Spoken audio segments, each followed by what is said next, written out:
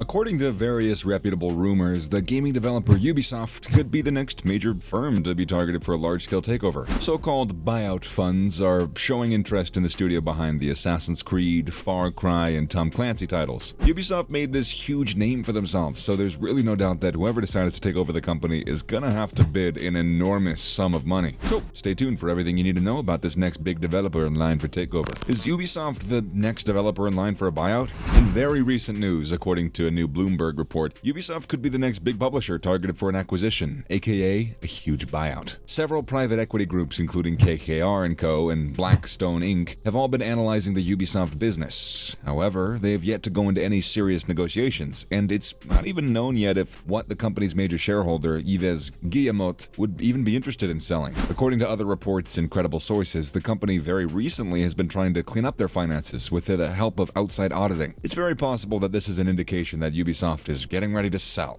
and make sure that everything is in line beforehand. The falling stock price is obviously encouraging to buyers. While Ubisoft shares are up 4.74% today, presumably due to these reports, the company has dropped over 40% in the last year, resulting in a market capitalization of 4.8 billion euros, or 5.9 billion US dollars. So, who else could take over the gaming company? Well, potential suitors include Microsoft and Sony, despite the fact that the former is now undergoing a regulatory investigation for its large acquisition of Activision Blizzard, while the latter is concluding its acquisition of Bungie. Regardless, Ubisoft remains a sought-after target in the gaming industry due to its reputation and the high-quality games that they've released over the years.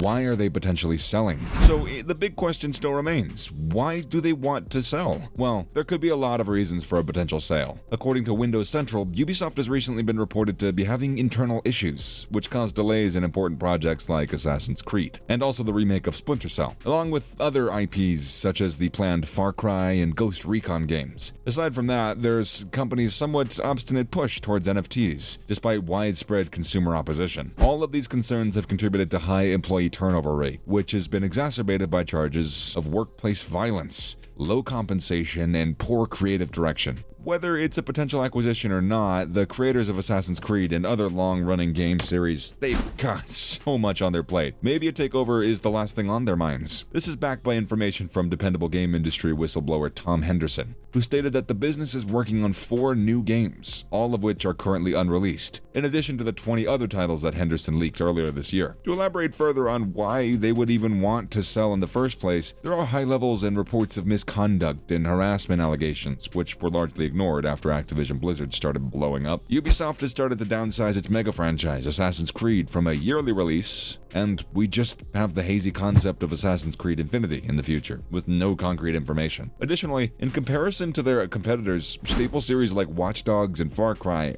aren't having a big impact on the industry like they used to. They just aren't. In terms of the buyout itself, interested parties might just be able to get the studio at a significant discount. According to reputable sources, Ubi's stocks is presently $41 a share, down from more than $110 in 2018. But they're really going to have to go through Guillemot and his family, and Yves himself, who's already fended off a takeover attempt by Vivendi, a French media company a few years ago. In any case, considering the firm's continued challenges from the departure of Yves Guillemot's son Charlie from the company to the problems highlighted including misconduct and harassment, a sale of Ubisoft isn't out of the question, and it could potentially save the company from the brand itself. But what do you think? Do you think that they should keep the company and try to build it back to the company we all knew and loved? Or is there more benefit in selling to a bigger company that could make Ubisoft even greater? Ubisoft announces its new game titled Project Q. In other Ubisoft news, the gaming company has officially unveiled Project Q, a team battle arena enabling players to completely own the experience. They've also explained that it's not a battle royale, according to various online leaks. The game is in early development and will continue testing. So for now, all you can do is register for forthcoming tests, Ubisoft said on Twitter. Along with the first concept image, Ubisoft clarified that the game is not going to be a battle royale, but rather include a range of PvP modes with one singular purpose in mind: fun. Furthermore, the artwork depicts 4 figures, in which could be New York City's Central Park. Despite the fact that it's simply concept art, it does appear to hint at some of their skills. The character on the left is wielding a handheld rocket and appears to be carrying dynamite. Another character appears to have a lightning bolt in their hair and is dressed in yellow, implying that he's probably got lightning powers or is like really fast. And there's also an older guy with a shovel who appears to be able to glide or fly. And finally, a character wearing glasses stands on the bridge, taking everything in. Leaked Project Project Q gameplay has been surfacing online after Ubisoft invited people to test the new game. It resembles Fortnite in appearance, but it isn't a battle royale, according to Ubisoft anyways. So what do you think that this game is going to entail? Ubisoft decides to stop online support for 91 games, and here's everything you need to know about that. Last but certainly not least, in very recent news, Ubisoft has decided to completely axe their online support and services for 91 of their older games. So what exactly happened here? Ubisoft has stated that online services for 91 of its older games, including Anno 1404, Ghost Recon, Far Cry Blood Dragon, Rainbow Six Vegas, and many Just Dance games are going to be shut down across several platforms. Unlockable DLC for these games is no longer available on PC for those who purchased it. In-game news and player statistics for the aforementioned games have also been disabled. Units and challenges have also been blocked for those who have used Ubisoft Connect services, which means players will no longer be allowed to earn units by completing various challenges. It's bad news for everyone who purchased the DLC, like maps and skins for the video games. In addition to them being disabled, i.e. they just can't be unlocked, Ubisoft stated that ULC on the PC is no longer going to be available, even if they already bought it. However, unless owners reset their save in the game data, they will be able to retrieve it on the console. Most of the games